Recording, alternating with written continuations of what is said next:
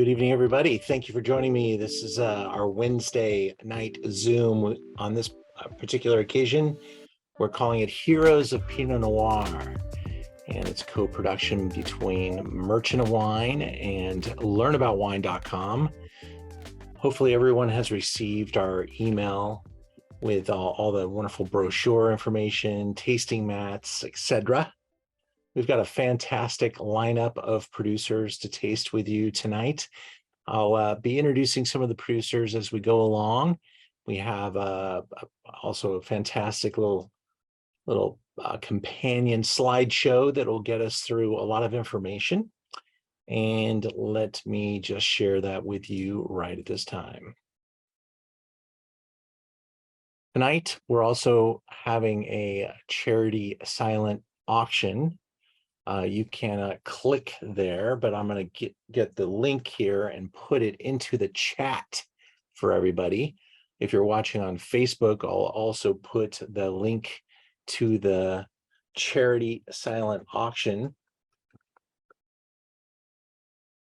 which will support Children's Hospital Los Angeles through our 501c3 partner, Unite the United. That link has now been placed in the chat box if you'd like to check out a number of auction items that were provided. And this is because we hosted a couple of different Pinot Noir events instead of having one grandiose one. And we decided to culminate all the different auction items into this digital platform, which allows us to send this out across our entire database and to allow the auction to stay open until Friday night at 8 p.m. Tonight, we're going to taste 6 different wines from what I consider 6 top producers. And we're going to be going from Oregon to New Zealand to San Luis Obispo to Santa Barbara. And we're going to finish up in Anderson Valley and Sonoma Coast. So really covering kind of the geographic landscape, mostly over here, but a little visit over here. So hold on to your wine glasses. Our first wine tonight is from my friend Guillaume Large, who is the winemaker at Resonance Vineyard in Oregon. This is a collaboration, well, not even a collaboration, it's more of an innovation of Louis Jadot in Burgundy. When Jacques Lardier, winemaker for 40 years at Louis Jadot, retired, he wanted to move to Oregon and help start a brand. And of course, Louis Jadot followed him there and bought the property, and they've been acquiring really important vineyard sites. And this is just going to be a top Oregon Pinot producer for years to come. Guillaume was in the cellar at Jadot and now is running the winery in Oregon.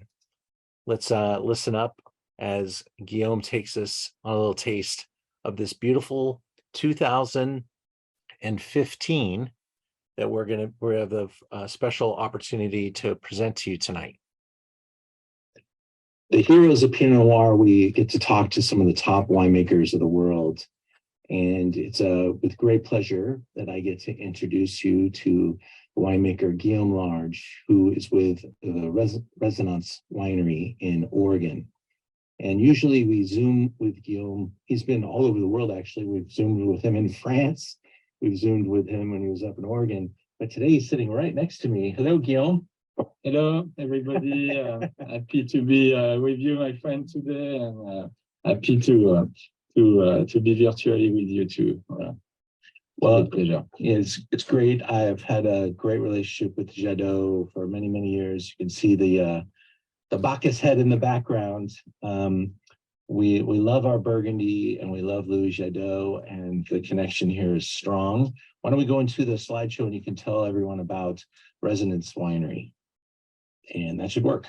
Voilà. Thank you. So Resonance, very exciting project for Jadot, because this is the first time from the foundation of Jadot in 1859, the first time that Jadot makes Pinot Noir and Chardonnay wines outside of Burgundy. And so we had a good opportunity in 2012. At the end of 2012, Jacques Lardière, that you know, the head winemaker of Jadot, after 42 vintages, was officially retired of Jadot. And so he was available to visit the Willamette Valley with the son of the president of Jadot, with Thibaut Gaget, and the goal to find a place, to start a project. They visited a few places, but especially one that immediately catch their attention, Resonance Vineyard.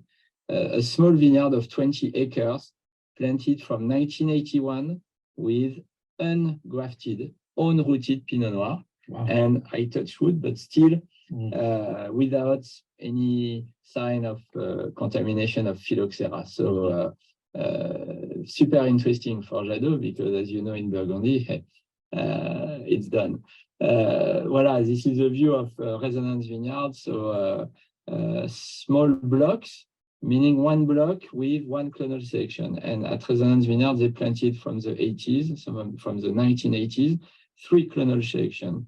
Pomard in 1981, Dijon 777 from 1983, and in 1987, they planted Wädenswil. So today, this is these 3 selections together inside the Resonance Vineyard. What is very important in this vineyard as well, this is what you see on the back of the photo. This is the coastal range. On the other side, this is the Pacific Ocean. So in fact, this mountain is like a rain shadow, stopping the wind coming from the ocean. So giving very special condition of growth, you know. So, and of course, the soil as well, the marine sedimentary soil, unique in this part of Yamhill Carlton AVA, old, ancient marine sedimentary soil, delivering really a complexity, a special minerality. Voilà. And in 2015, in fact, we had the chance to buy beautiful properties next to Resonance Vineyard, hilly, beautiful hills, not yet planted. And so for us, a great opportunity to plant by yourself and to build as well. And this is when I moved from Burgundy. I arrived in Oregon with my family in 2017. I worked at Jadot, you know, as a cellar master, as the assistant of the technical director, Frédéric Bernier, and Jacques, of course. And so I came when it was time for us to start to plant and to build. Voilà. This is a view of our tasting room that we built at the top of a hill of the property. Important for us, like in Burgundy, to think about the terroir, you know, the harmony between the place and the building. So we use the shape of the local barn, and we use reclaimed wood. This is what you see, the different color to build it. So voilà, it's a good tool to show what we do at Resonance. Et puis, of course, and that was the first step of the construction, the winery, that is on the same property at the foot of Resonance Vineyard, but not the same building than the tasting room. We use the profile of the slope to build the winery. So in fact, what you see, this is a barrel room. That was the first vintage. So in fact, now we have a little bit more barrels, but I imagine. But we build the row like in Burgundy, you know, using the Mar and the Soumar.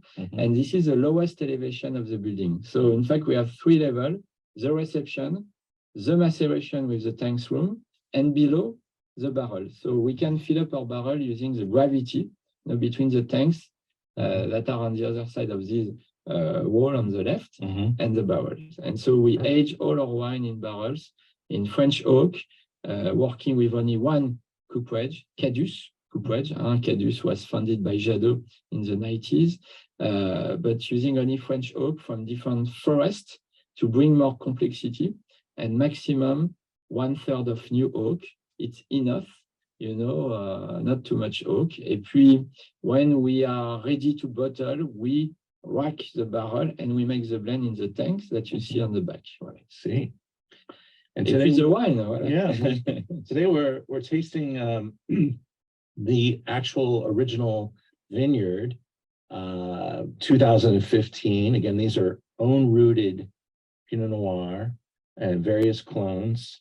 and Yamhill Carlton is the sub AVA in Oregon. Up in the greater AVA is, what is it called? What is that called? It's among the first sub-AVA funded, but it's inside the Willamette Valley. Yeah, that's what Willamette Valley, funded in 1983. Yeah. So already 40 years ago, and Yamhill Carlton came a little bit later in 2004, inside the Willamette Valley, in the northern part of the Willamette Valley, 1 hour south of Portland on the western side. So you saw the coast range at the foot of the vineyard. It's really one of the most, what do you say, western vineyard of the Willamette Valley.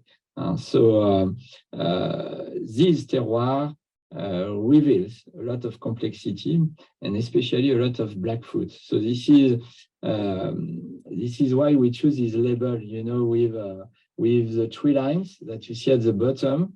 This is a photo that we took from the tree lines at the top of Resonance Vineyard.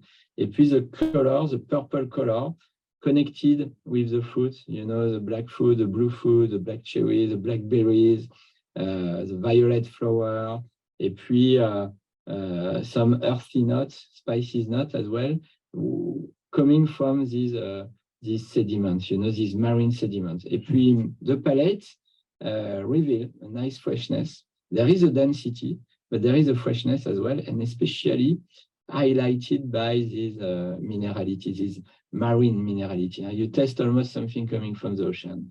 Voilà, so 15 was a warm season, very warm season. We had to pick the fruit the beginning of September. And we've got some great scores on this beautiful wine. And I also love the kind of the backstory. Your label designer really played with the word resonance. Sure. And that kind of that sound. It's true. Double meaning. Would you say a double entendre? I don't know. Is that appropriate? Does it have any? Well, it's possible, but you know what was interesting? When we bought this vineyard in 2013, it was already named Resonance Vineyard. We love the name. We decided to keep it for the vineyard, but we choose Resonance for the name of the brand, of the project, of the winery, you know, coming for our best terroir. And voilà, that was really important for us to try to start something different than Louis Jadot Oregon or something like that. So Resonance came from this vineyard. The only thing we changed, that we updated, we added an accent on the E that was not here before for the French touch of the project. Voilà. That's good, good. So if you're going to Oregon and you want a beautiful destination, please do reach out to us. We'd love to make sure you get an appointment at Resonance. And I want to thank you for being our guest in studio today and in the past as well, and to the future. With great pleasure, always. Merci beaucoup. Merci. Nicest guy in the world. Here's the Resonance label. I'm not sure the time, the photo that we were looking at when we were recording was actually getting to the zoom. I'm not sure. It kept focusing on us. I don't know why, but we were discussing kind of that, if you were a sound mixer.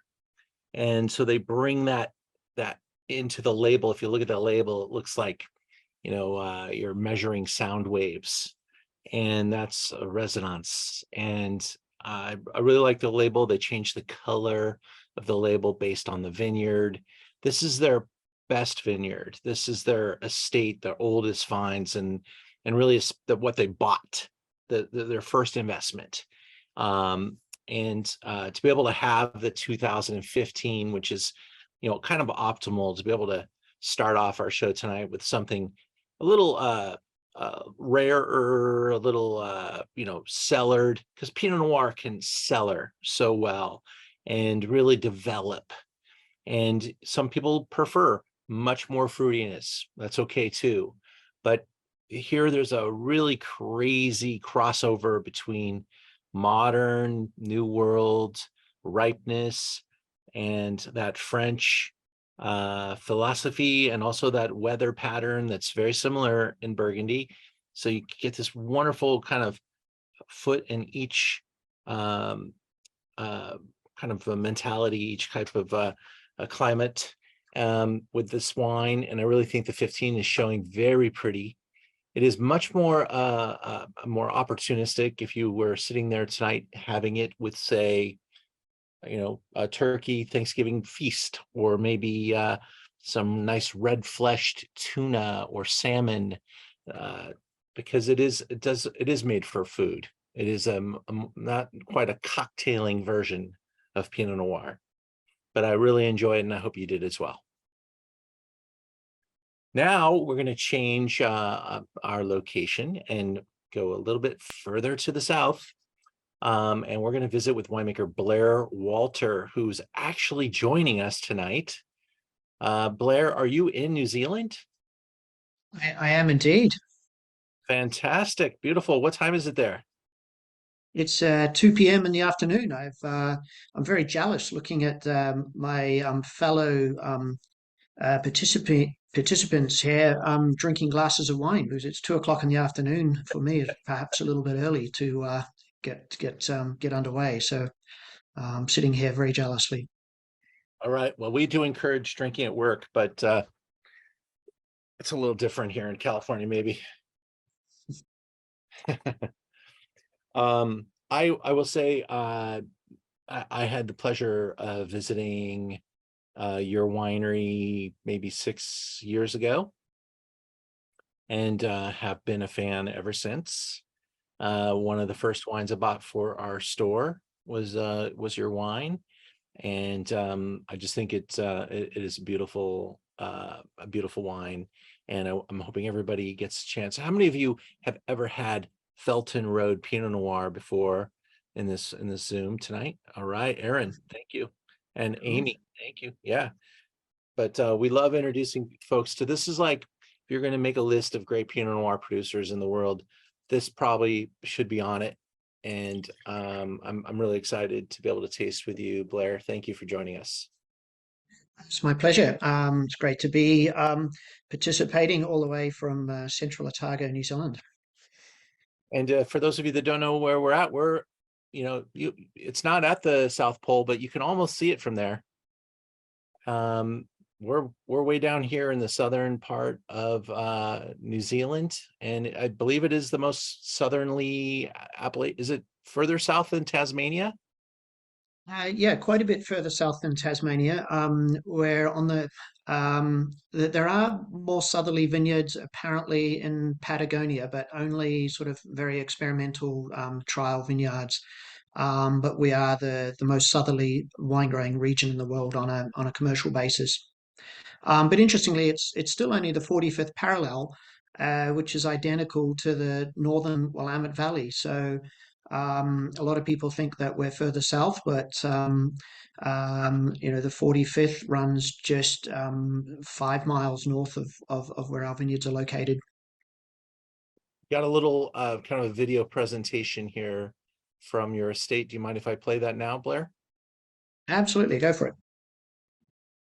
And if it can, just let me know if you cannot see this as we exit the slideshow. We're going into Vimeo, and I'm going to expand it on the screen. This is a long game. You start off all impatient. You want to create something amazing and do it tomorrow.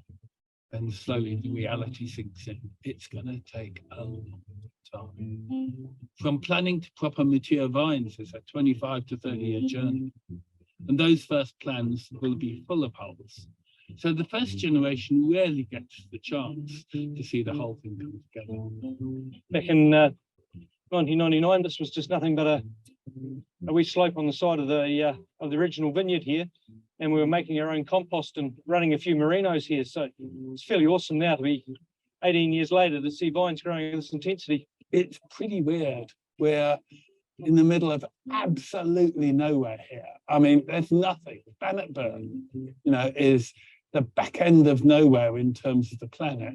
The land is incredibly special, and the unique climate that we have in Central Otago, and the soils are incredibly variable. You know, it's quite exciting to have that variability.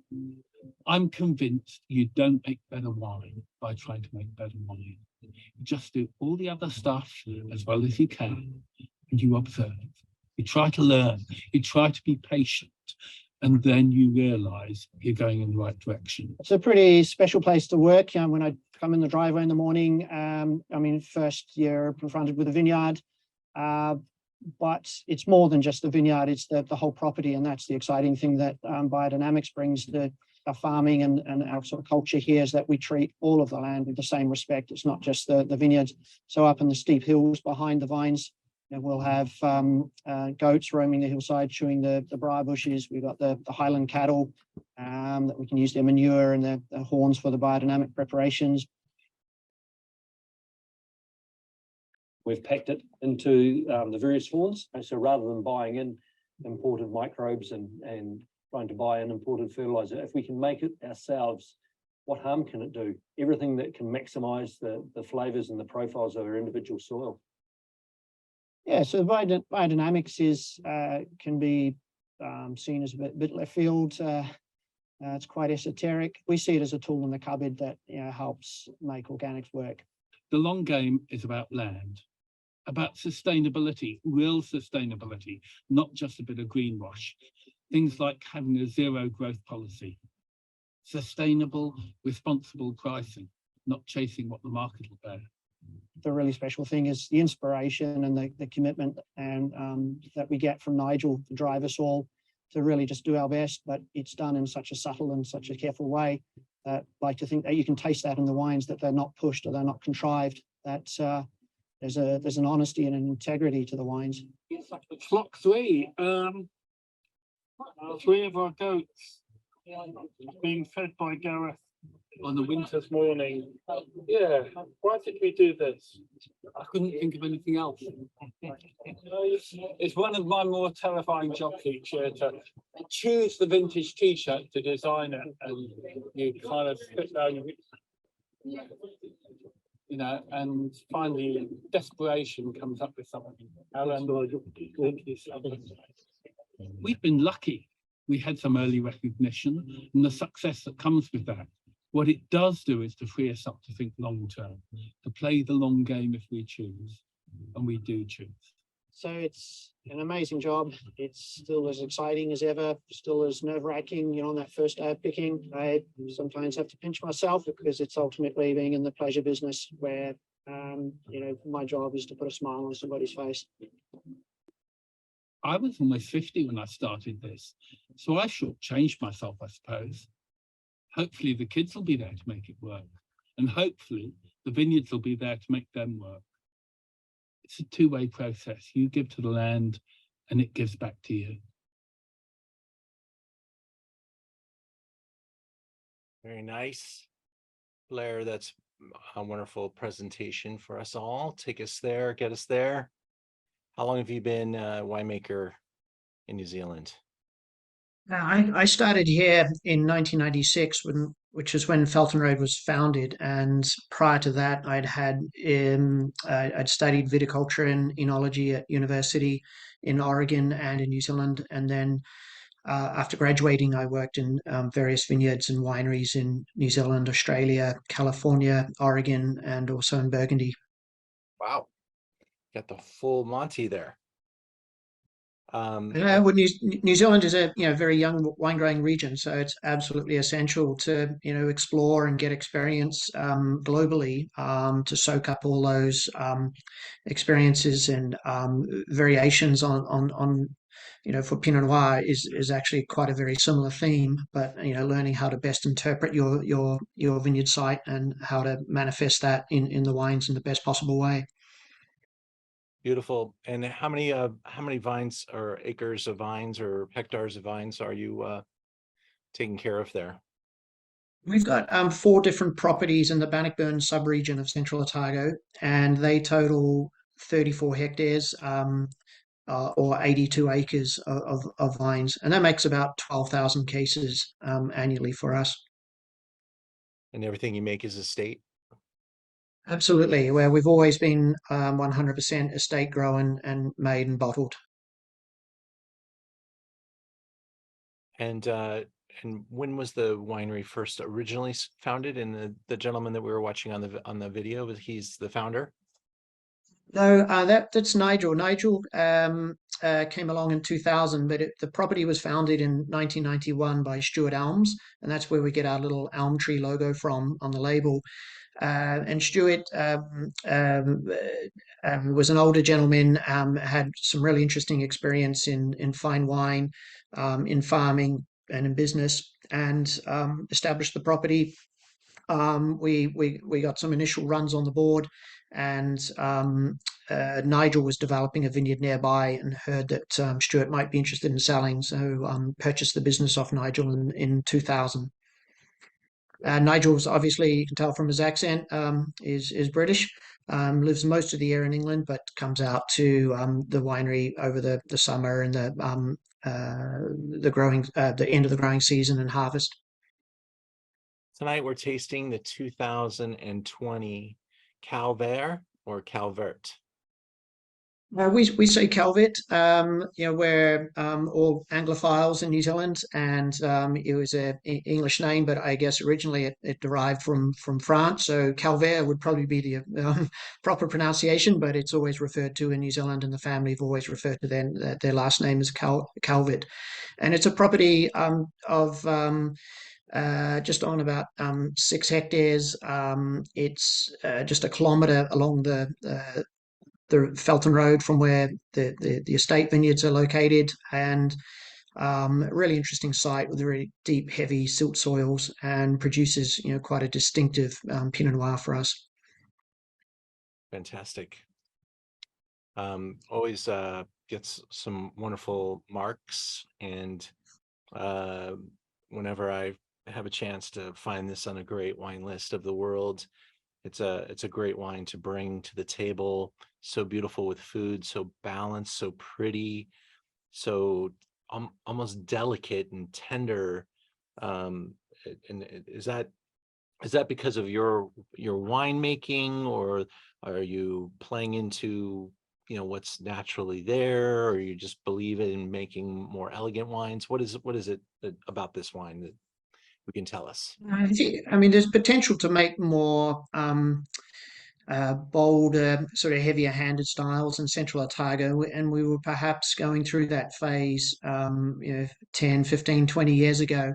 But as the vines have gotten older, as winemakers growing up in the region, myself and my colleagues, we all came here at about the same time, which was the mid late 90s, and we've discovered that with a little bit more respect for the site and a little bit more hands-off winemaking, that the wines can have a little bit more transparency and delicacy to them. So it's a general trend that I think you find from Central Otago Pinot Noirs, and certainly it's an estate focus as well, that the wines shouldn't be overly extracted or too heavy or too heavily oaked or too ripe or too concentrated, too powerful. We're looking for transparency and elegance, definitely. And in the making of this wine, tell us about the élevage, or your winemaking process. There's nothing unusual.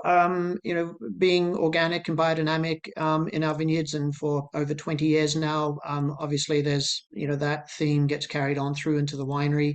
So absolutely no yeast or bacteria addition. It's all been indigenous. Fermentations, sensitive use of new oak, around 20 to 25%, French oak. Relative or 13 to 17 months in the barrel, and for our Pinot Noirs, and for this particular bottling, the Calvet is 16 to 17 months in barrel, and no fining and no filtration, and so really looking at the vinification as a delicate, sort of transparent process to really carefully guide the fruit to the bottle without the having a heavy winemaking imprint. We've got a real nice cross section of fantastic winemakers with us tonight. They too also have the tasting kit. So gentlemen, if you have any questions or want to weigh in, I'm inviting you, Aaron and Matt, and anyone else that wants to join us here, and commenting, questioning, but and any of you guys tasting at home. I haven't seen or even promoted the use of the chat box, but we'd love to see comments and questions and ideas, and just maybe tasting notes or things that you're smelling in the wine or questions that you might have. So please go right ahead and use that chat box accordingly. And even our winemakers may even help me answer some of the questions you guys may have. But just a beautiful, beautiful wine, and something that you can find Felton Road in top restaurants around the world. It is not a huge production, but it's a very high quality production with a fantastic reputation. And it's a great benchmark for Pinot Noir, a great benchmark for New Zealand. So real treasure to have you here tonight, sir. Thank you. Thank you for having me. And it's a real honor to represent New Zealand and be a part of an esteemed selection of Pinot Noirs. Thank you. Pleasure. I hope that you guys will take him up on asking him a couple questions in the chat box. And I want to thank you all for being here tonight. We got kind of a right into it. We've already tasted two beautiful wines. First wine was from Oregon. Our second wine was from New Zealand. And I'm starting to feel a little more relaxed already. Hope you guys are as well.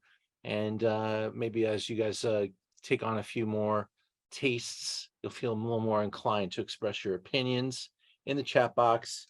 I'm just going to say wow, just to get you started. We're going to be now flying in our jet across the oceans straight into Paso/San Luis Obispo, and we're going to be meeting now with Aaron Jackson. Aaron, are you out there, buddy? Hey, here I am. Can you hear me? Yes, Good. sir. All right, cool. Thanks, Ian. Super excited to be here. Blair, loving that Felton Road. Awesome. Amazing Pinot. Tasting really good. And it just reminds me of, it's cherry season here in California right now.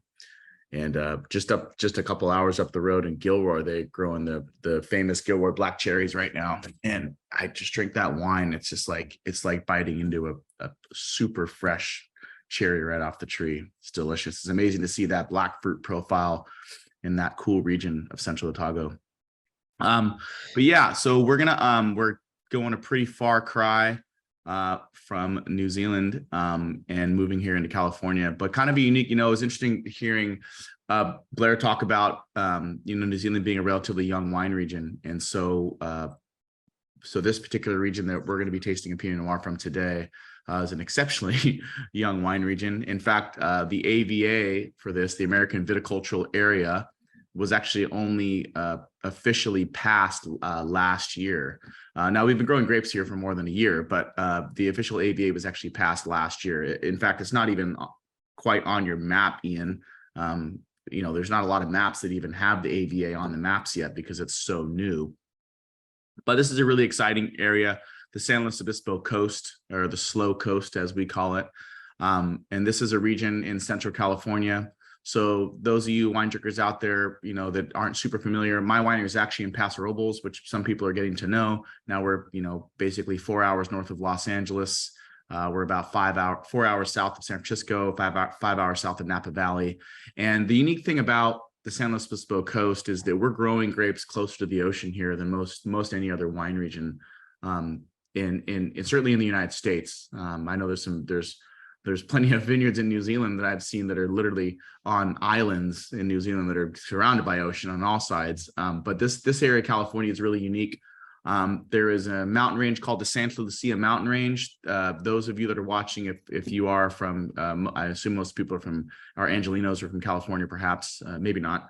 But Big Sur is in a very mountainous region on the coast that a lot of people have driven. Highway 1. So that's the Santa Lucia Mountain Range. So we're essentially just south of Big Sur. We're on the western side of that. So Paso Robles, where I also make wine from, is on the eastern side of the range of the San Lucia Mountains, which is why it's warm. It was 95 in Paso today. And then over here on the coast, which is actually where I live about 2 blocks from the ocean. It's 64 degrees outside. And so it's quite cool.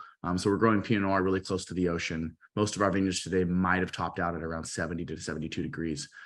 So this wine that we're tasting today is actually a blend. It's called Seafarer Ecoria, which is how you pronounce it. I know it's a bit of a mouthful, but Ecoria means of the sea in Latin. So these are all vineyards between about 1 and 6 miles from the ocean. So some of the most coastal vineyards anywhere in California.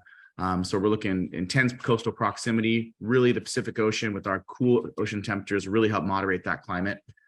So this vineyard primarily comes from about 60% of it comes from a vineyard in a town called Pismo Beach, which is 2 miles from the ocean. So really close to the ocean. You can see the ocean from the vineyard. Really helps regulate any warm temperatures or anything of that nature. And then it's blended with a vineyard from the Edna Valley, one in San Simeon, which is north of there a few miles. It's about 1 mile from the ocean. And so these are really, really extreme vineyards, extreme coastal climate. And so we really use the sort of the power of the Pacific Ocean to moderate the climate here. For example, last year we had a massive heat spell in September. I don't know if Matt Dees is on here. I think Matt Dees was on here, but I know I have a lot of friends in the Santa Rita Hills, and they were calling me, telling me it was like, over 100 degrees in the Santa Rita Hills.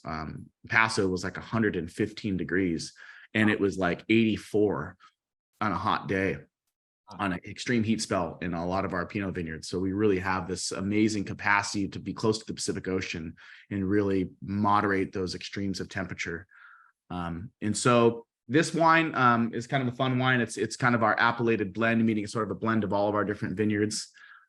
It's primarily made up of 2 clones of Pinot Noir. The majority clone is 2A, also known as Vinsville, which is a Swiss clone. It's a clone from Switzerland that I love. I adore it. It's floral, it's bright, it's beautiful. This wine has very limited amount of new oak. It's only 10% new French oak. It's raised for 11 months in barrel. Keep the oak. I know you want to talk about your wine, but let me ask you a couple questions about you. Yeah. Where did you learn to make wine? Where did I learn to make wine? All right. I started making wine here on the Central Coast in Paso Robles back in the late 90s, early 2000s. Started my brand in 2002. Been focused on mostly Paso Robles wines and Petit Syrah since 2002, but launched Ecoria in 2012 to really focus on making Pinot Noir from an area that no one was looking at, which was this area that we now call the San Luis Obispo Coast. So these are vineyards that were so close to the ocean. They're sort of unique. They weren't in an AVA. And I worked in various cellars all across Paso Robles. I studied wine at Cal Poly in San Luis Obispo, did my master's degree in enology at the University of Adelaide, which is in South Australia. So I lived in Australia for a couple of years, which is actually where my first exposure to Felton Road was. I went to university with Beth Forrest, whose family owns Forrest Wines in New Zealand, as well as, we had like 30 Kiwis, and they're always trying to show off their wines, and really enjoyed Felton Road wines. But yeah, and after that, returned to California and have been making my wines ever since here in Paso Robles. Blair, do you guys have a hard time getting good people to come down and help you with harvest? It's surprising. We No. have a pretty good team, but why you're looking for a new job, Ian? I'm just thinking we could organize an exchange where the guys could come down and help Felton, and then come and help. I love it, man. That would be good. I love it. I love the Southern Hemisphere, man. I love it down there. So I didn't get too many opportunities to go down there and work, unfortunately, because I started my wine brand a little too young. So I've always kind of had to be here taking care of my babies. But yeah. And so, yeah, we make all the wines in Paso Robles, but it's about, from Paso Robles, it's only a 30-minute drive to the coast. So really, really a quick jaunt, and talk about temperature extremes. Again, I mentioned today it was 95 in Paso today, which was a really warm day, and it's 30 degrees difference in temperature, and you just drive 30 minutes. It's pretty extreme. And so sounds pretty good to me. Maybe a good spot to pick up a better price on a home as well. to the ocean. I don't think that's the case, my friend. No, not in that area. The home prices are pretty bad over here. I don't think anyone wants to. Well, not a lot of winemakers live over here. I grew up here, so it's a little different, but Yeah, um, it's slow but, coast though. I'm not sure how developed is that out there. Is that pretty developed? no, we live in a really rural area. I can't say it's as rural as Bannockburn or Central Otago's, but it is pretty rural. I live in a town of 2,000 people, so it's pretty rural. We have no traffic. We have one stoplight. It's our claim to fame. But yeah, it's really nice out here. It's really great to farm Pinot Noir here over on the coast. These, things are really extreme. We have a variety of soils. We have really amazing marine sediment soils that are basically shales and mudstones. Some of them are calcareous. This is the Spanish Springs vineyard, actually, that you're looking at in this photo. Thanks for pulling that up. A couple of our Pinot Noir blocks. The ocean's actually just on the other side, those little hills. Those hills are about 300 feet tall. And this is the bottom of the vineyard. So you can't see the ocean from here, but literally the ocean's like literally right over that hill, about a mile. And so a really beautiful coastal site.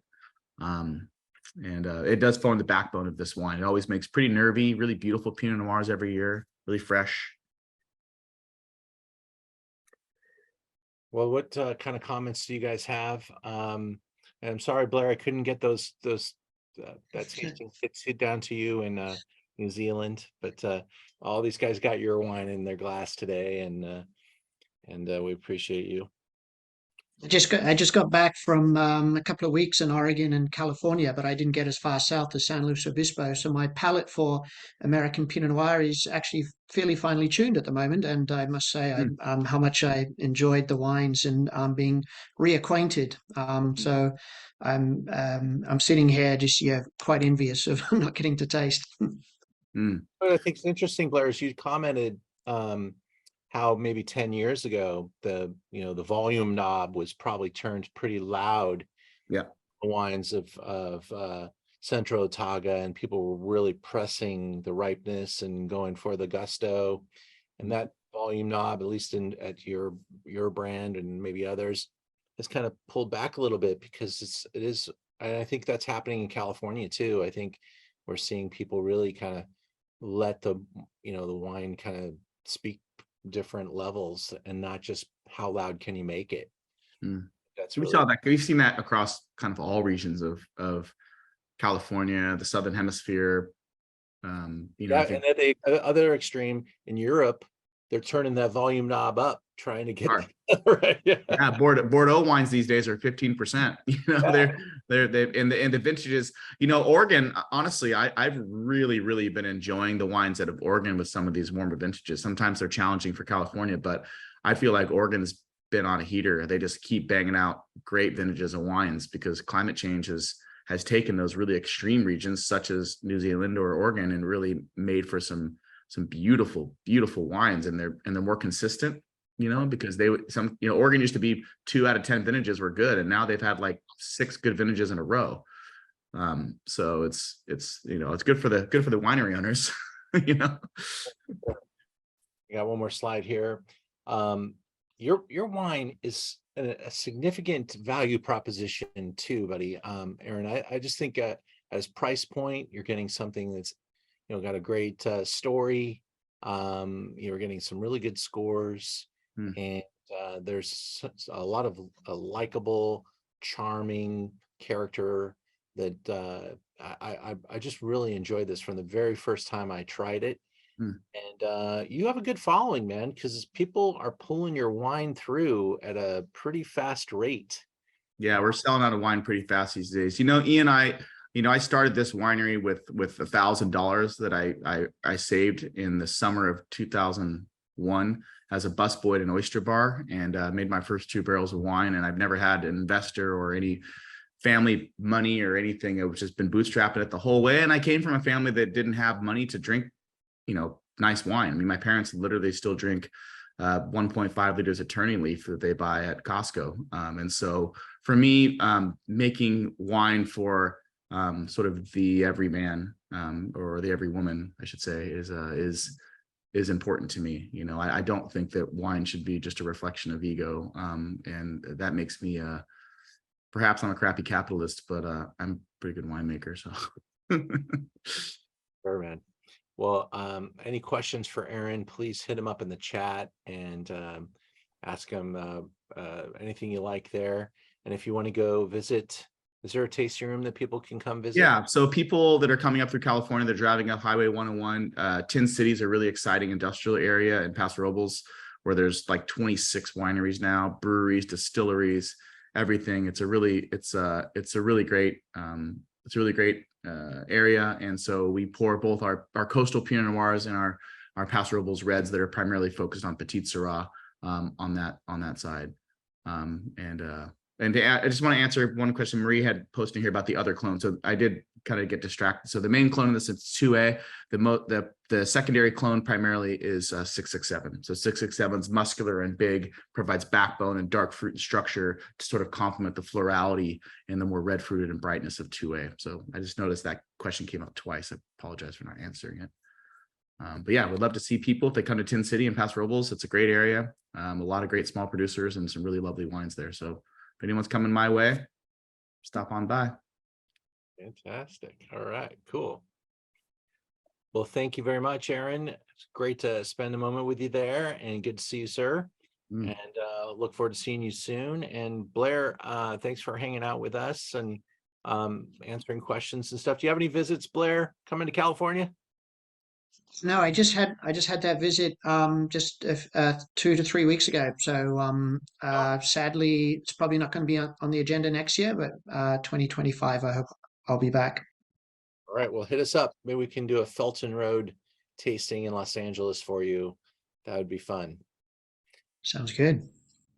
We're going to continue. We're moving into wine number 4, but before we do that, just a couple little commercials.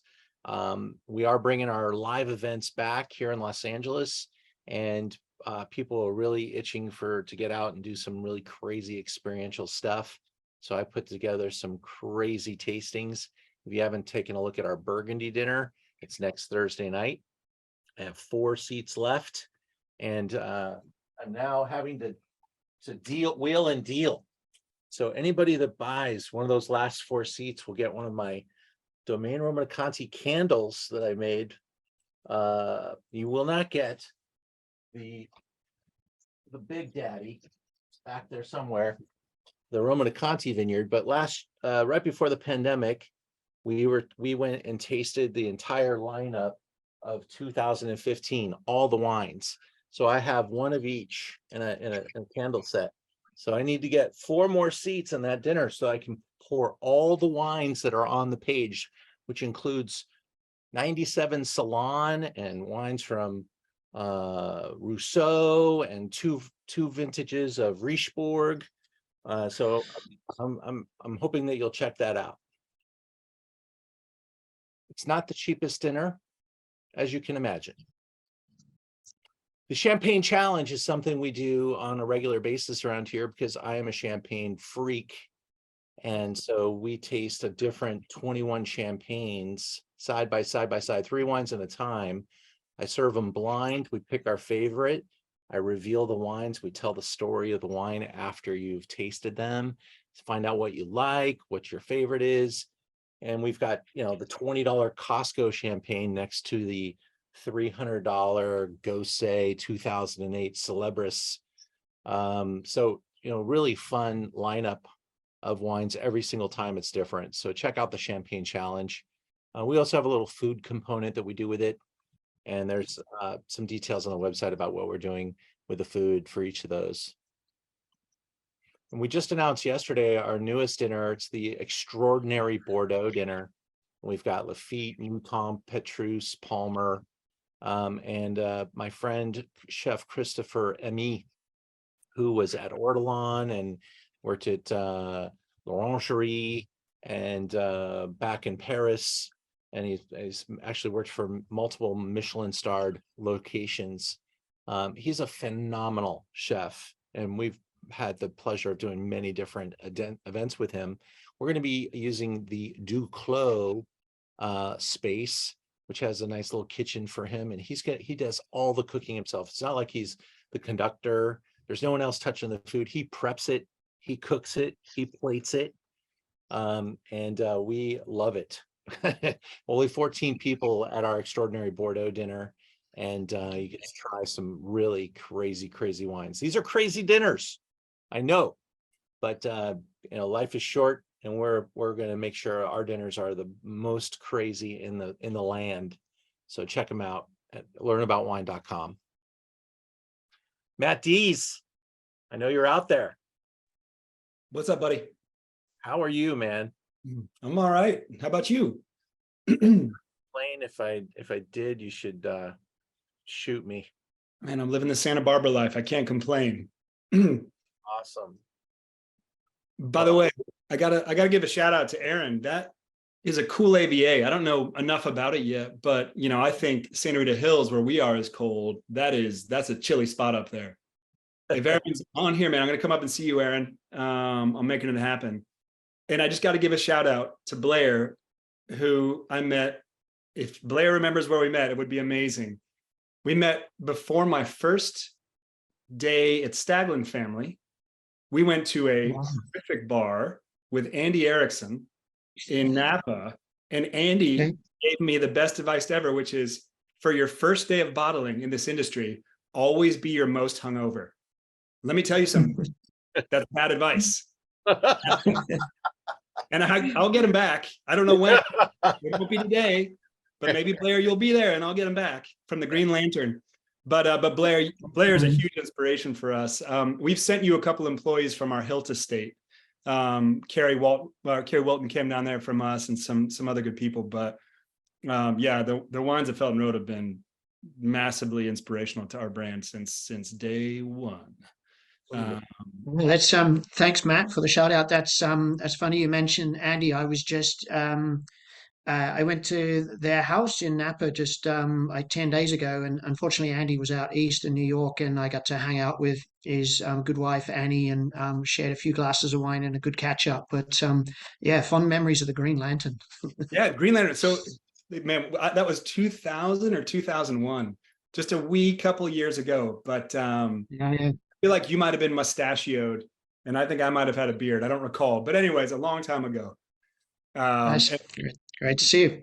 Good memories. But and Aaron, I was just saying as well, man, I'm going to come up and see you. I want to see this. I want to come out and trips around the slow stuff. I want to go see what's going on up there. I'm fascinated. Absolutely, man. I'm it's pretty exciting. You guys are certainly, Santa Rita Hills has set a lot of the benchmark for Central Coast Pinot Noir. So I'm always good to show you what we're doing too. So cool. That's what I love about pulling you guys together, because there's so much interconnectivity in the wine world, and we all share, the ways that work, and the stories that pain us, and probably some employees that pain us, and things like that. So it's a really small wine world, and it's just great to really pull you guys together. Thanks, Matt. Yeah. I had these wines for the first time at World of Pinot Noir Festival. If anyone here loves Pinot Noir, the World of Pinot Noir in at the Baccara in Goleta next year in March. I had the Mail Road wines this year, and they just knocked my socks off. I was so impressed. Especially, oh man, the Chardonnay was unbelievable. It was one of the best. They pulled it from behind the table without telling me one. It was one of the best wines I had at the entire event. That's cool. Thanks for saying that. I love the move of pulling Chardonnay out at World of Pinot Noir. I did that a couple of times. It felt liberating. It felt great. No offense to Pinot, but there's a time and a place for Chard there too. But yeah, so I've had the pleasure of making these Mail Road wines since 2012, I guess. It's a teeny tiny brand, but most importantly, it represents the estate program of one of the most iconic vineyards, I believe, in the Santa Rita Hills. It's called Mount Carmel Vineyard. For those of you who are familiar with it, it was planted by nuns, as you do, in 1990, and by a Carmelite monastery up there, a nunnery up there, and by a gentleman named Ron Piazza and his wife Nancy, who are two of the nicest people I've ever met. But it's a site that is unforgettable. It's exposed, absolutely exposed, south-facing, about an elevation of 500 feet. It's to the west of Sea Smoke, if you're familiar. So all those incredible south-facing vineyards there planted on, there's a little bit of limestone there, but really is predominantly diatomaceous earth. which is something that we're proud of and equal parts proud and scared of in the Santa Rita Hills. Difficult medium in which to grow grapes as it's hydrophobic, but we're learning to get along with it piece by piece. These vineyards that went into this wine, a large portion of them are own rooted. It seems as though the DE has allowed phylloxera to stay at bay. And this is located kind of in the loin of the Santa Rita Hills. So Sanford Benedict kind of leads up to Sea Smoke, kind of leads up to Mount Carmel, leads up to Rita's Crown, if you follow that little sliver of the AVA. And since I'm talking to LA folk, most of us know about Santa Rita. Should I tell a little bit about it? Yeah, tell us. We love hearing your voice. Santa Rita is, again, much like SLO County. You know, I'm a Kansas City kid. So for me, when I closed my eyes growing up and I thought of Southern California, what came to mind was like palm trees and people hanging out on a beach playing volleyball, right? Like pure Southern California, golden sunshine. And coming out here, it's just hard to imagine that between SLO County and certainly Santa Barbara County as well, you're into the coldest wine regions in California. I think by site it depends, but certainly, you know, we have this oddball east-west mountain range. I mean, go as far as just taking the 101 north from LA, right? All of a sudden you're going due west. You're in Santa Barbara, you're looking south on the ocean.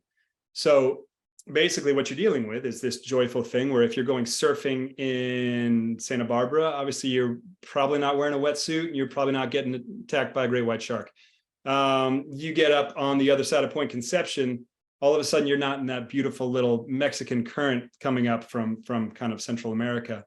You're in a current that's coming down from Alaska, Seattle, and you're dealing with, as Aaron would know very well, probably wetsuit. You might be crazy enough. He might not wear a wetsuit. Yeah, he has a wetsuit. Okay, good. It's freezing. Totally different world. Sharky up there. It's like akin to Santa Cruz in some spots. And Santa Barbara County, because of the east-west mountain range, only draws its climate from that west coast. So this vineyard is probably about 10 miles or so east of the sea. And even though it's exposed and south-facing, it still gets whipped with a cold oceanic breeze. So this vineyard is iconic because it produces wines much like this, which are big fruit. I mean, they're unabashedly California. There's sunshine all through that glass, but it's refrigerated sunshine. And so there's freshness, there's finesse, and there's incredible structure. Now, we started off this slideshow with your segment, Matt, showing that dilapidated Carmelite nun venue. That failed because they got a little extravagant in their construction goals. Is that true? Yeah, I think they were doing hot tubs. I mean, I don't mean to joke, but I believe they ran out of budget very early on. Okay. The nun, unfortunately, she passed away about 1.5 years ago, the last living up there, but she was still driving down the road, not seeing very well, but we'd all get off the road when she came by. But an amazing story back then. And you go up to that property and you feel it. It's hallowed ground in the viticultural world. No pun intended. Like I think that site is one of the great sites, certainly in the state of California. And it's young. It was planted in 1990 on own roots. And, you know, a lot of the wood came from Richard Sanford and Michael Benedict, rest in peace, the wonderful Michael Benedict, who we just lost. But a lot of that wood came from their property, the Mount Eden clone, Chardonnay clone 108, I think is what we call it now. And Ron and Nancy just took sticks and put them in the ground. They didn't really know what they were doing at the time. And they struck gold. Those roots dug deep, and a couple of wet winters, the roots were able to survive and go down, and the rest is history. Now, Matt, you are a young man, but you have had an amazing career. Can you tell us a little bit about your background? Yeah, I played drums for Cheap Trick for a couple of years, but that was a long time ago, you know. Oh. No, man, I started making wine in 97 up in Vermont. I'm a soil scientist by training. That's what I love is plant phys and soil chem, things like that. Nerdy stuff, the good stuff in life, the marrow. And realized pretty quick that Vermont was not a place to make booze. It is now, but it was a royal pain in the butt. Moved out to Napa, studied in Australia for a bit, was in Napa for a number of years with the Staglin family and Andy. Was in New Zealand for 3 formative years with my dear friends, the late, great Doug Weiser and the late, great Adrian Baker, 2 of the finest winemakers this world has ever known. And taught me everything I know, to be fair. In between those 2. Yeah, Craigie in 02, 03, and 04. So some good vintages, some abysmal vintages, but those 2 managed to make gorgeous wines every year. And then between Napa and New Zealand, to me, was kind of Santa Barbara County. I was on the crush pad at Craigie Range in 04 and was footloose and fancy free. I left Napa. The wines were getting a little big and it was a difficult place to be single, to put it nicely.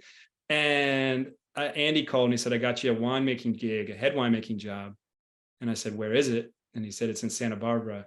And I was a schmuck. And I said, is it nice? And they hired me, thank God. But I was like, is Santa Barbara nice? Is it a nice place to live? Is it a good place to make wine? So I came down and started making wine in 04 here. But I would know where I'd rather be now because of the wines like this and what Aaron was pouring. And to me, just the excitement of capturing California fruit. We're not trying to make Burgundy in Santa Rita. We're trying to capture that sunshine, but also it stays so fresh. It's not like we're trying to keep it fresh. It just is. It's a joy. It's a joy to make wine on the Central Coast. So I think just back to this, I think we made 8 barrels. I mean, it's teeny tiny, but this is the Santa Rita Hills bottling, but it's all from Insider Secret. It's all from Mount Carmel Vineyard. And I think we made 8 or 9 barrels, maybe 225, 250 cases. I'm not sure.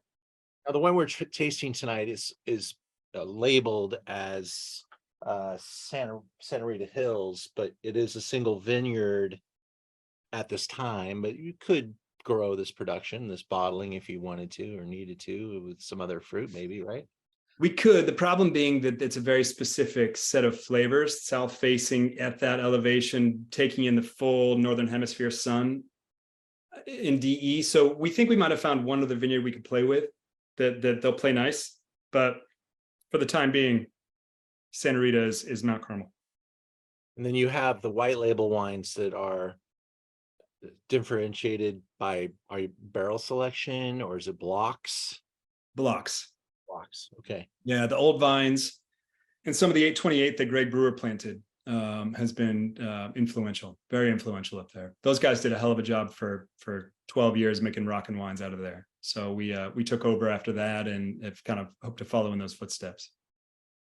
And there's also a little rumor that the brand has a partner in it that owns an ice cream shop. Ooh, that's a mean rumor. Yeah, best ice cream on the world on the planet, I would say, right? McConnell's ice cream. Ice cream gets better. This wine brand? Are you kidding? Why doesn't it say that on the bottle? That's so cool. And the question you're not asking is, why don't I get my weight in free ice cream every year? Never should have taken anything on this job except ice cream. It's the best ice cream in the world, and he's a pain in the butt. So I'm not saying that because I'm kissing his butt. I'm saying that because it's the best ice cream in the world. And I vouch for you. It's painful to stay away from when it's in your refrigerator. So, good God, yeah. The peanut butter, double peanut butter, something. Oh God, that's the best ice cream ever made. Double chocolate, something. Double chocolate peanut butter, maybe. I can't remember. I'll give it to you. All right, so we I gotta be honest. Sometimes I find wines and sometimes they find me. I have sold a lot of the Mail Road, and this is the first time I've brought on this SKU. I don't know how long you've made it, but the white label wines carry a price tag that's probably double, if not higher, than the Santa Rita Hills bottling. And so this is a great value from Melrode, and the wines are all delicious, and Matt makes them all.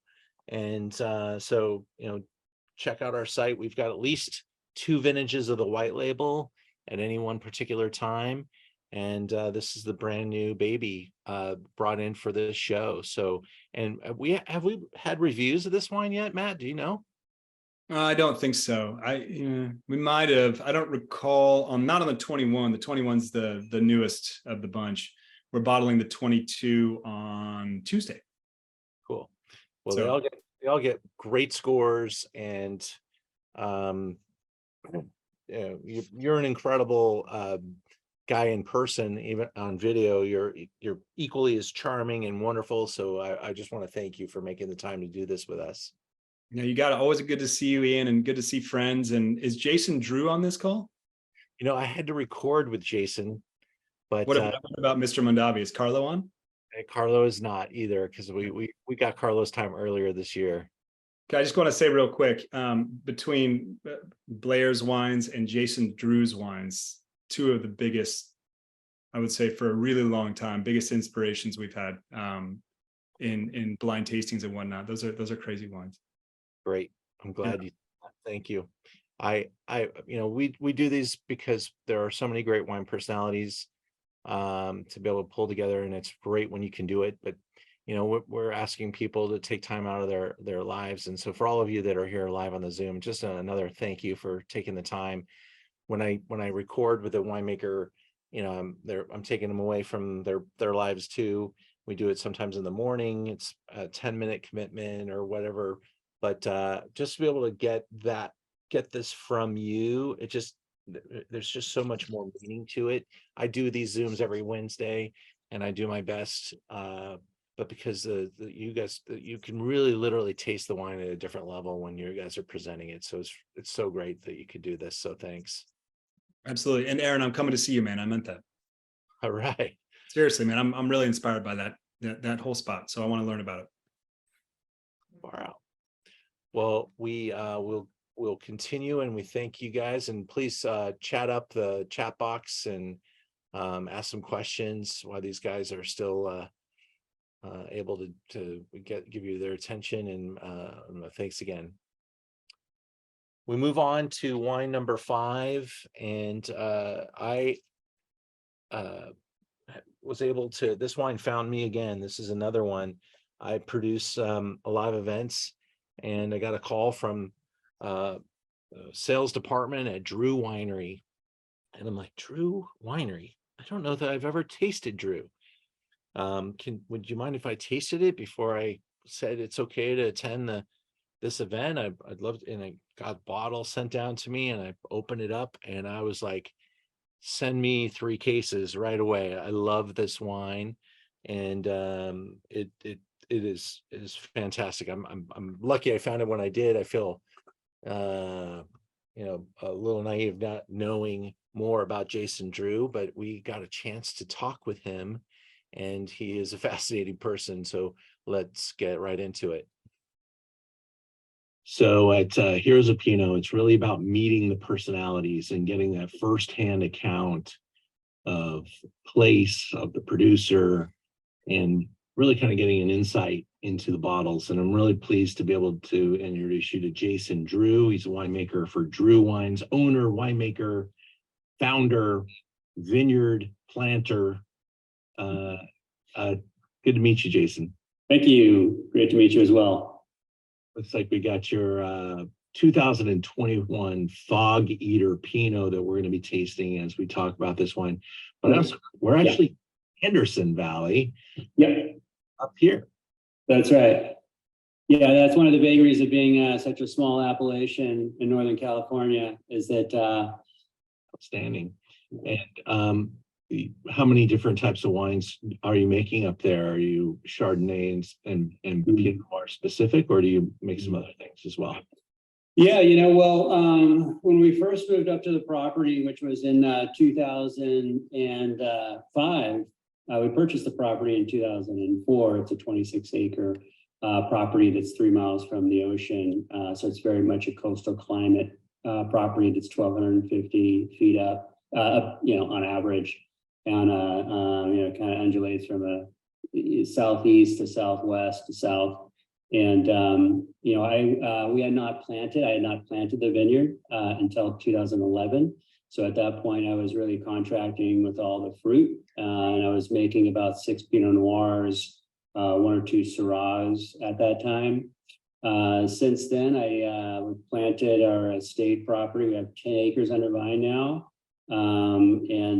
Basically it's mostly Pinot Noir. We have 5.5 acres of Pinot Noir, 2.5 acres of Chardonnay. And then last year I added another couple of acres that I planted to a couple of experimental blocks, really. But I also have some rootstock in the ground that I'll decide what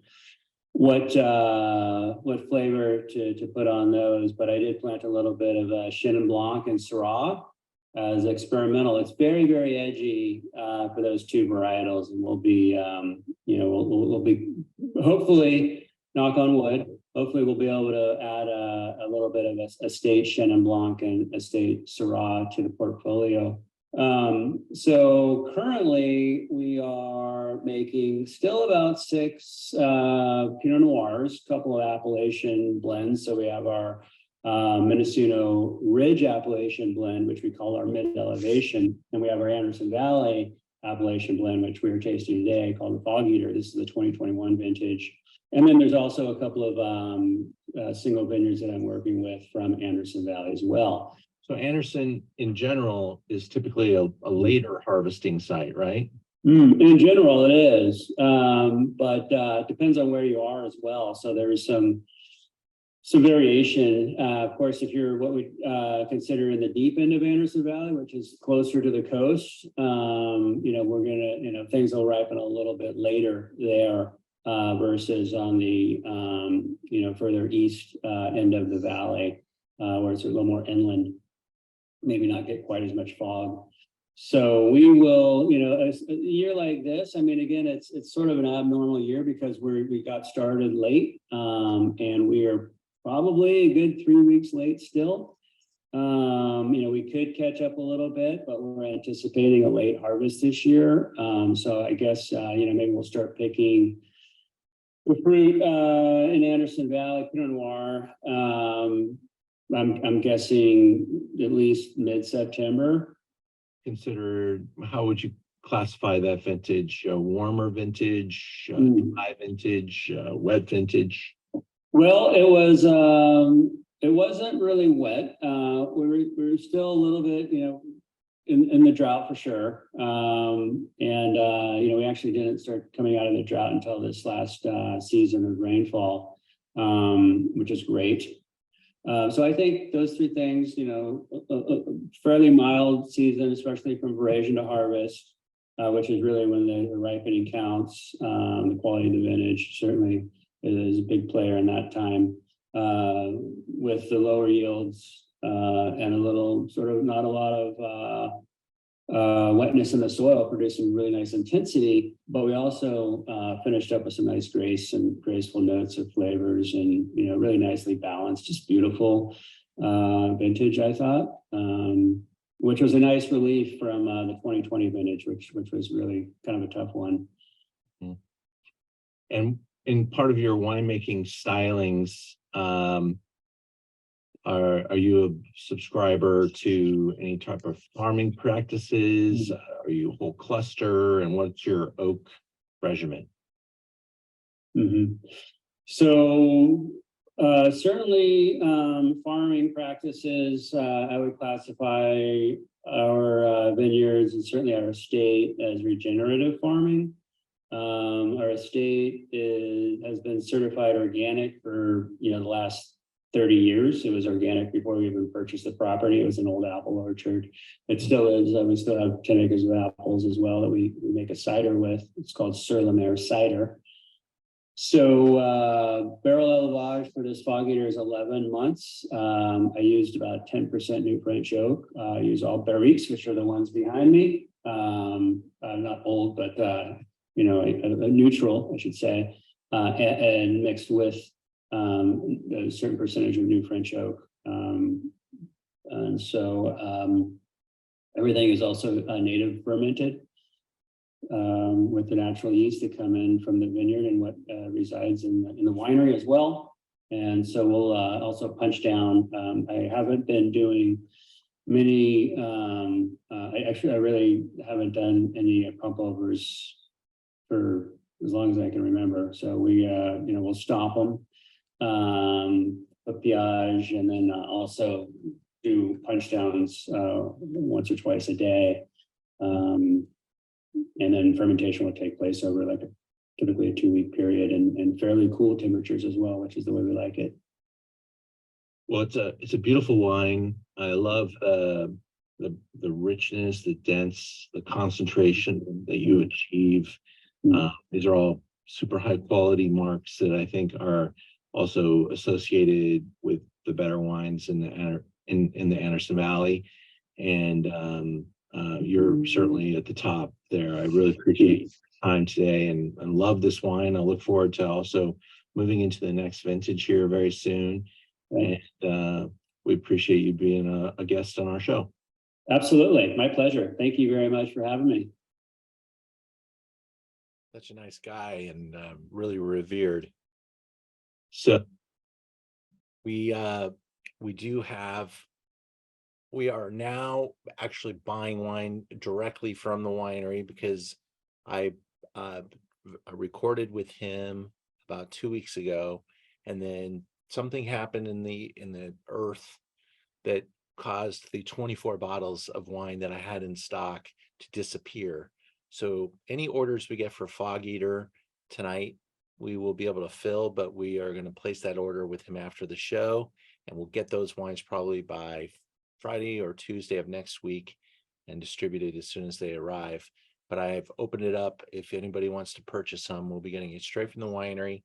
And I hope you enjoyed it. It's a juicy, really gorgeous wine that just took my breath away when I first tried it. And the more I find out about him, the more I'm a huge fan. And I love the fact that we were able to taste from the Willamette Valley and from Central Otaga and from Slow Coast and from Santa Rita Hills and from Anderson Valley, and really see top flight efforts. And we are going to continue that trend as we head to Northern California to hang out now with Carlo Mondavi. And this guy is absolutely a rock star at so many different levels. He's been super busy. He just got married. He just launched a company that's making electric tractors so that vineyards don't have to have petroleum burning machines in the vineyards. And these tractors are also rated so that they could be used in biodynamic vineyards, and just he's revolutionizing the industry. And his wife owns a vineyard in Italy, so half the time I see him posting in Italy. So he's just really living his best life. He is the 2 generations removed from Robert Mondavi, his grandfather. He and his brother make this wine together. And with that, let's go right into the video that we recorded with him. This is just, it's something that I dug myself into. It's a challenge that I wanted to, protect our soil microbiome and our farm biology, and ended up also working towards protecting our climate through getting rid of fossil fuels and our fossil fuel dependence in agriculture. So it's a long story, but it's a separate thing. But it ties all back to rain and the beginning of rain, and my brother and I, and our focus to make wines that can sit in the company of the best wines in the world. So it's been a long journey. Awesome. I'm just going to have to go back and find your start of your slideshow, and it's almost there. And before you start talking, I know you're not going to tout your own scores so much, but congratulations on the continued good press. Some huge scores: Suckling, I've never seen something give scores that big on California Pinot. It was really, really humbling, and I never imagined in a million years that we'd get reviews like this. Like when Dante and I began rain, wines of this style were, I think, not scored very highly. More elegant wines of finesse and retention of acidity and elegance. But I went back to a style that my grandfather was making wines. My father was making wines in the 70s and 80s. But so yeah, it's been humbling and incredible. Thank you. If anybody doesn't know, the last name is Robert Mondavi, and there's his dad, Tim. Yeah. I don't know if I've been able to tell you personally, but the reason I work in the wine business is Robert Mondavi invited my entire class to his winery. We started a chapter of the American Institute of Wine and Food. Things went very well. We had some goals.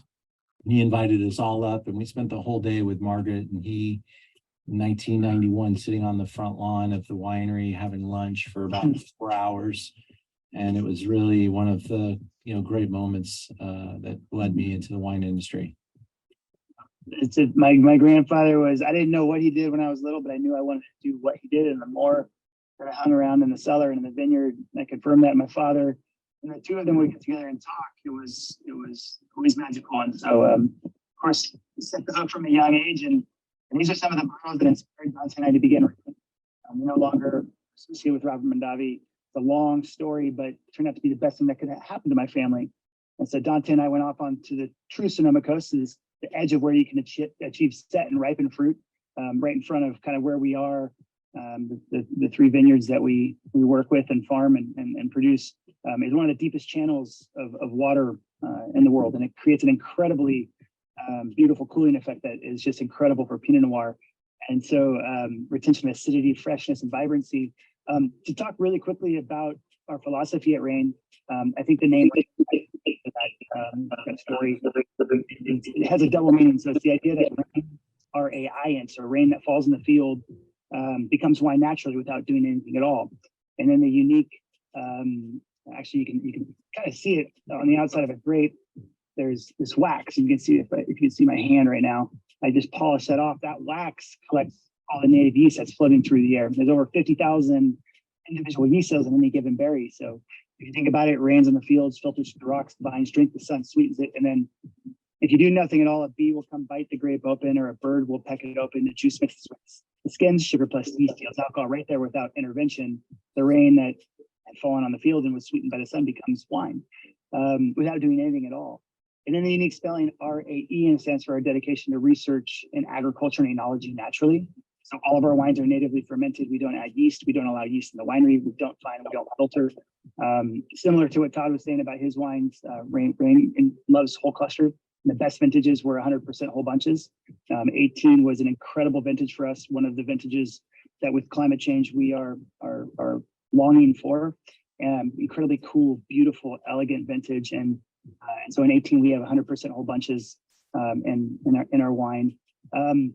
Clusters. I just want to touch on that really quickly because that's something I'm deeply passionate about. And I really want to thank my grandfather's generation and my father's generation for giving us a lot of confidence in our understanding of microbiology on the enology side. So I think the cellars are comfort zone. Agriculture is the area where I think the last 40 years of farming has gone kind of awry. That follows the dedication to science. But agriculture is so important. And we have a trilogy that we follow. The first form of agriculture that we consider the holy grail of farming is permaculture. And that's where the farm permanently sustains itself. You have beneficial flowers that bring in beneficial insects to kick out the bad. It stresses biodiversity and polyculture and all of that. And then if we can't find a permaculture remedy, we go to a biodynamic remedy. The one area where we always go back to the permaculture is that we don't keep our own livestock. In fact, while we're on this, I got a message from the Sonoma County Wildlife Rescue that we're going to release a little family of foxes on our property. So when you have animals on your farm, you need to protect your animals from the native animals. And so you end up kind of having a little bit of a fenced off area. And so we want the forest to not stop at our edge of our vineyard. We want to flow through. And so we encourage wild animals, mountain lions, bobcats, foxes, bluebirds, owls, and all this to create biodiversity that not one individual element on the farm, bad or good, can take off. It's all about those natural balances. And so we really encourage the good.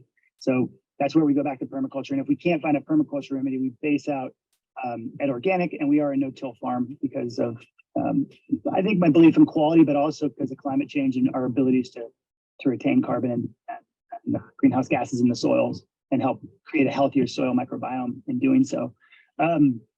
This is our vineyards, the winter microflora. I think it's so important.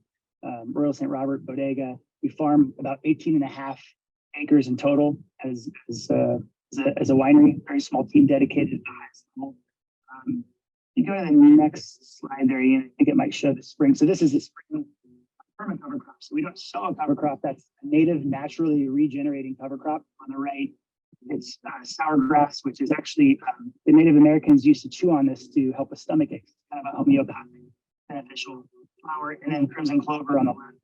But those are 3 generations that actually resow themselves, and also are throughout the growing season. So that it's kind of chronologically from right with the sour grass, crimson clover to the clover on the top. And then you can see the owl boxes behind Royal St. Robert there, which help us with our gopher problem. Probably doesn't do enough help, but we'll take every step we can. And gophers aren't all bad. You just don't have their balance. It's run rampant. So that's why we love biodiversity. Bluebird boxes, bluebirds to get rid of blue-green sharpshooters. Blue-green sharpshooters are the vector for Pierce disease, which essentially slowly stresses and kills the vine. I don't like the way vines taste, but bluebirds love the way that blue-green sharpshooters taste. So it's pretty cool. We put out 18 of these, and that was the first one we put out above Bodega. And we were coming back down after putting them up throughout Royal St. Robert, and there was a bluebird sitting on top of that. So we're like, all right, let's see if this works. And we are super happy to say that since introducing the bluebird boxes, the blue-green sharpshooter population has gone down, the bluebird population has gone up. So all these ideas of permaculture and been really beneficial to the farm and helped create, I think, a better overall landscape to make more incredibly healthy plants, make incredibly healthy clusters and berries, and more delicious wines at the end of the day, which is so important. And so that's kind of the overall landscape. But we're very small, and we're really thrilled to be here with you, Ian, and be sharing our wines and continuing on with our mission and movement. So. Well, the wines are reflecting all your passion and all your decisions. And this wine is just really continues to just grow and improve and show all the passion that you have. So it's really, really beautiful. Thank you so much. No, thank you, Ian. Honor to be here. And I wish I had the glasses in my hand. That's the only problem. Well, ever get a chance to talk to Carlo Mondavi, it's such a great treat, and he's just so inspired. And it's wonderful to be able to taste with him and hear all the stuff that he's working on and the way he's thought through his project there. And he's so intelligent and so tuned in. And I love to hear his ideas, his philosophies, and also just the connection with his all that wisdom that he's been able to accumulate from the multiple generations that he's surrounded by.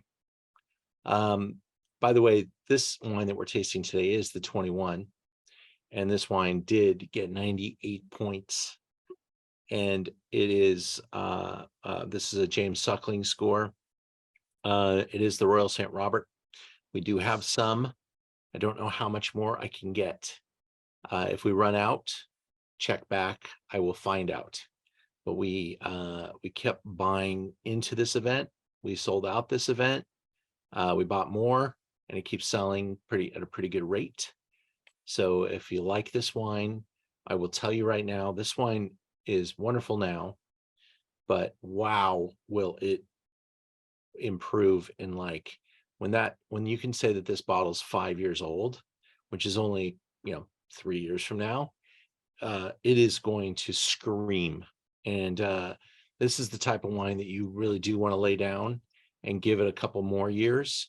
That the use of whole cluster is a wonderful thing, but it also maybe has to delay your gratification a little bit to get the best moment with it. I love it at this moment. It's really fun to taste, but to really drink and enjoy it at the highest level, 3 years from now, it'll really hit another gear. And so this does require a little patience. And that's always the irony of wine, right? The more you pay for the wine, probably the longer you should be waiting to drink it. But this is a great one for the collection. And I would say, the 21 vintage, you could probably put in your cellar for a good 15 years and really have something that has some library, where a lot of wines won't make that journey. This one will. It's built that way, and with all their ideas and the way they pick, and also the alcohols. I think this one's, I think it's 13%. So really built for the long haul. And he does a wonderful job, he and his brother. And if you've ever get a chance to meet him, please go out of your way to do that. Of course, his father owns Continuum up in Napa Valley, one of the great estates. And it's just a treasure to be able to meet with him as well. And we've been surrounded by fantastic people tonight, all of you as well. Thank you for the interactions on chat. I loved reading them every once in a while, and I'll continue to do so. I'm going to hang out here. We've gone a little longer than even our normal long, but there was a lot to cover tonight. In my closing marks here, next week we're in the Loire Valley, tasting some greats across the Loire Valley. And the tasting is really affordable because the wines are very affordable, but they're great examples. So join us for an exploration of the Loire Valley next week. 2 weeks from now, my friend Jason Court is going to be on the Zoom with us, and we're going to talk about what is a perfect wine as we taste 3 wines from him. They got 97, 98, and 99 points. And now he's a friend of mine, so he made it possible for us to taste some vintages that are actually out of stock and really not out there. And I said, Jason, we want to get your wine into a lot of people's mouths. And so this Zoom for the first 30 guests is basically like half price or even less than that, because I want to put 30 people in the room with him to experience his wines. They're over $100 a bottle. And we're going to taste $400 worth of his cab, and it's like $20. So if you want to join us and taste these wines, it makes a lot of sense. He's a great dude. He works for Chris Carpenter. He has some great insights, and he's making basically a single vineyard Cabernet that he's going to share with us called Evidence. And I hope you guys will join us. So it'll be super fun. Starting off next month, and my final word here is that I'm doing a Zoom just on Madeira, and we're going to taste some crazy Madeira. So go to the website, check out the wine list, check out my dinners, check out the wines that we're tasting at the dinners. If you have any interest in any of those, let me know. I really enjoyed myself in putting this together. I have a great team around me right now. We're able to do some awesome stuff. And all of the winemakers that joined us tonight, thank you. It was wonderful to reconnect. Matt, Aaron, I see your name still there, and and Blair still in New Zealand with us to the end here, buddy. Thank you so much, sir. It's a pleasure. Yeah. Anybody have any comments or questions or things they want to say? It's all yours. Just thank you, Ian. This was spectacular tonight, and thanks to all the winemakers for being a part of it. It's just really awesome to hear the voices and what you bring to the party. It's fantastic. Your experience, everything. It's just a wonderful thing for us wine aficionados. Thank you. Thanks, Thomas. Yeah, we loved this one tonight, Ian, and hearing from the winemakers was just made it that much more special. So thanks to all of them for being on. Appreciate it. Appreciate it. Yeah, for sure. Yeah, sure. Super special to see Aaron and Matt and Blair and really not only get to drink your wines, but hear from you again, and really appreciate that. Yeah. So thanks for organizing, Ian. Always a pleasure, and really fantastic wines. So thanks, guys. Ian? Hi, Kent. Yeah, this was really great because I needed this because I have a French palate. It is really outstanding. Great. Welcome to the dark side. Yes. All right, buddy. I'll see you soon. Yes. Natalie, always great to Right. have you on the Zoom.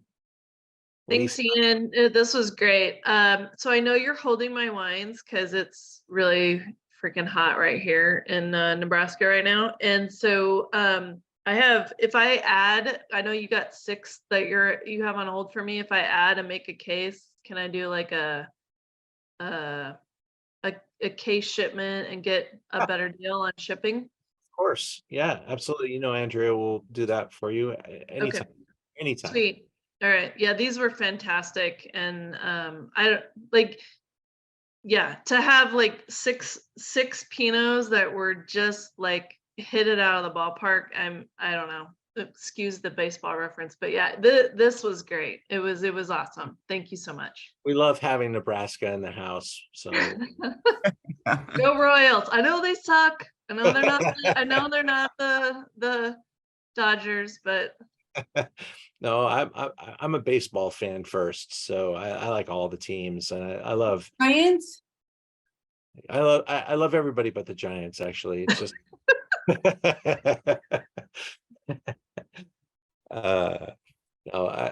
excellent. Super cool night tonight. It's been kind of wild watching, so I have some friends that were on vacation in Hawaii. They were actually flying to Maui when the fires were burning. And so I've been really paying attention to that, and just, super crazy, because I think that death number is going to be huge, and it's scary. Just how badly that's going to touch us all. So super fortunate to be here and be able to taste wine with you guys. Just, it's a real blessing. So thank you. Thanks for putting that together, Ian. I appreciate it. Sorry. Thank you, buddy. Thank you. And thank you, Matt, and all of you for hanging out. We'll Thanks talk so to you much, all. Ian. My pleasure, man. Really great. You're the best. Thank you. Yep, signing off from New Zealand. Have to Cheers. catch up for another beer someday, Matt. I would love it, man. Not before bottling, regardless of what Erickson says. I would have taught him that one. yeah, exactly. He learned from the best. All right. Guys. Okay, next Bye-bye. time. Great to see Cheers. you. Thank you. Thanks, Ian. Thank you, sir. Pleasure. Yes. Thank you all. Michael and Wendy, I hope you had a good time. Was this your first time? I can't hear you yet, but I just asked you to unmute, so I got you. Might have to do it one more time because I touched that button right as you did. No, we've been on before, but we have either had just Wendy's name or just my name, and so we decided we'd show up with both of us. Ah, perfect. Well, I hope you enjoyed. Where are you zooming from? We're in the South Bay, Los Angeles area. All right, excellent. Who would not like this event? This was terrific. Oh, I'm glad you think so. It's certainly, aspirational for us to be able to do it at this level. It takes a lot of time. We have to schedule those appointments out. On occasion, we get lucky when the winemakers can be here because it's, it is 7, 8, 9 at night, and we're taking them away from their family time, etc. but it kind of worked out optimally for New Zealand. That was kind of nice. Well, start at 2 and keep it going. Yeah, yeah. Well, we'll hope to see you all again soon, and we've got some really wonderful Zooms coming down the pipeline. Our big one next month, by the way, is our German Riesling. Oh, yeah. Oh, I yeah. really shot for the fences. If you take a look at the wines that we're going to be tasting, couldn't get much better than that. Great. So some more ambitious projects coming down the pipeline as well. Be well, everybody. Be safe, and I'll see you soon. And go Dodgers!